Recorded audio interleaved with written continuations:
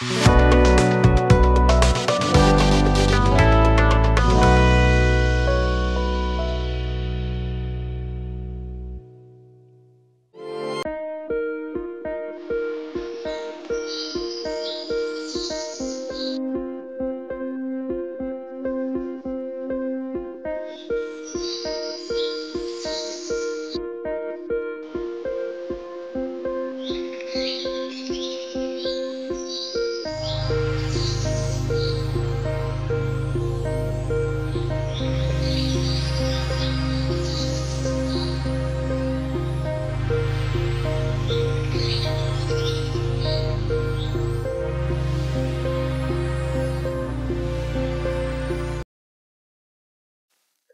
जीशु ख्रीष्ट अति बहुमूल्य नाम प्रभु दास भाव में आपण मान ख्रीष्ट नमस्कार जनाए पुणी आपण मान प्रत्येक को संपर्क प्रस्तुत कार्यक्रम नुआ सकाल आशार आज अध्याय मुझे स्वागत जनाऊँगी।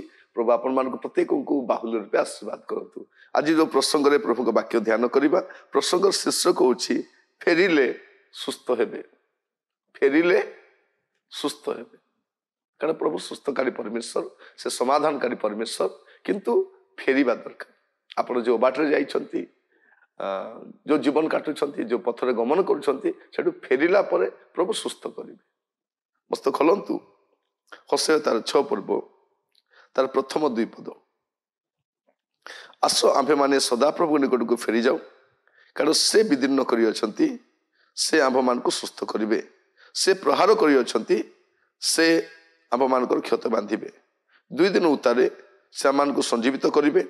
तृतीय दिन रे से मान को उठाइबे और आम्भे माने ताहांको छामरे बंचिबु। एठी हसे गोटे कथा कहउछंती कौन आसो आम्भे माने सदा प्रभु निकट को फेरी जाऊ। ता माने लोक माने प्रभु को कतिरु दूर को जाइछंती तो प्रभु को दास से मान को आह्वान दउछंती आसो आम्भे माने सदा प्रभु को निकट को फेरी जाऊ। फेरी जाऊ आपण कौठी की जाइछंती आपण आत्मिक स्थिति कौन आपण जानी छंती। आज प्रभु आपण को डाकुछंती पुओरे झियोरे तू फेरी आसे फेरी आसे आसो आम्भे माने सदा प्रभु निकट को फेरी जाऊ कारण से विदीर्ण करी अछंती। आपण को जो क्षति हिची जो कष्ट पाइछंती जो दंड पाइछंती जो दुख पाइछंती जो अनाटन अवस्था दे गति देखा से विदीर्ण कर से मध्य सुस्थ करेंगे। आपण जीवन में जो कष्ट पाप सकाशे बाटर जीवा सकाशे मंदता सकाशे आप पाई आपण फेरी जातु से कौन करेंगे से सुस्थ करेंगे। से क्षत गुड़ाक कौन करेंगे से बांधे से किंतु फेरिबा दरकार। आज मुझे कहवाई चाहे जे आपण मैंने कौटी जाइछंती कौ अवस्था अच्छा से फेरिबा दरकार। फेरिबा दरकार आमे कौन करुचु मु जो अवस्था थी से अवस्था थी आ प्रभु मत आशीर्वाद करंतु। एटा कोटिकार कथा आपण बाटरे जीवे पापरे थिबे कुकर्म करिवे दुराचारी जीवन काटिबे नाना प्रकार अवस्था थिबे आ प्रभु आपण को आशीर्वाद करिवे। एटा कोटिकार पाठ आपण पढौछंती प्रभु मु जेमिति अछि सेमिति थिबे आपण मत आशीर्वाद करंतु। संभव कि प्रिय भाई बहन माने आमे पाप भी छाड़बू नहीं आशीर्वाद भी छाड़बू नहीं।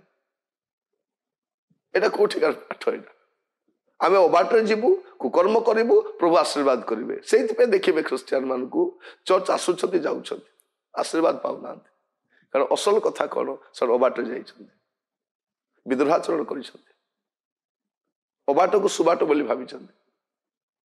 आज मु कहिबा पई चाहे आपण मान को फेरी आसंतु फेरिले पूर्व अवस्था को आप आसीजे आपन को जहाँ भी क्षय क्षति होती जहाँ भी आप हर पुणी फेरी पाइबे। आप देखंतु आप प्रभु कति फेरी आसिले से सब पुणी फेरी पाइबे किंतु आपन को फेरिबा को पड़िबो फेरिबा पई पड़िबो फेरिले सुस्थ करिवे। जदि आप देखिबे से आउ थे कहउछंती 12 अध्याय तार 6 पद एथि निमंते तुम्हें अपना परमेश्वर निकट को फेरो दया और न्याय विचार पालन करो सर्वदा तुम परमेश्वर अपेक्षा रे थाओ। कौन लिखा है फेरो आउ दया न्याय विचार पालन करो सर्वदा तुम परमेश्वर को अपेक्षा रे थाओ। तापर से कौन कहते देखो 14 पर्व 1 पद हे इस्राएल तुम्हें सदाप्रभु तुम परमेश्वर निकट फेरी आस कारण तुम्हें अपना अधर्म पतित हो कौन कहते हे इस्राएल तुम्हें सदाप्रभु निकट को फेरी आस कारण तुम्हें अपना अधर्म पतित हो आम अधर्म थी सकाशु आम जीवन में मंगल आसुना कारण जे अधर्म जे पापर से मंगल पाइबन बाइबल ये कथा कहूँ जदि मु अधर्म आच्छादन करी मो मंगल ना मोर उन्नति ना समस्या कौन एमान बाटे जाइछंती पापर रही मंदता लिप्त रही नाना प्रकार कुकर्म करिछंती आ आशीर्वाद भी चाहूँगी मुझे कहवाई चाहे हुए तो आपण जीवन में आपण बाटे जाइथिबे पापर लिप्त थे कौन घृण्य कार्य लिप्त थे गोटे पाप आपण सब नष्ट कर दूची आपण सुनाम आपण पवित्रता आपण धन संपत्ति आपण व्यवसाय आपण चाकरी आपण परिवार सबको खिनभिन कर दूची किंतु आप छाड़ापे नाराज कौन कहते मुझे सब छाड़ी पारि कि यहाँ छाड़ी पारि मुझे छाड़ी पारि ना मुझे छाड़ी पारि ना मुझे छाड़ी पारि ना आप छाड़ी पारे ना मंगल भी पाइबे सुस्थता आसबन परिवार परिस्थिति बिगड़ी गलानी पिला परिस्थिति बिगड़ी गलानी तथापि आमे समस्ते बड़ टाण गर्व रहीचु फेरिबा पई नाराज होचु आज टिके विवेचना कर देखिबा कि आम जीवन को समीक्षा कर देखिबा कि वास्तव में मोर जीवन स्थिति केमती अच्छी मु अबाटे चली जाऊँगी मो मंदतार लिप्त होकर रोची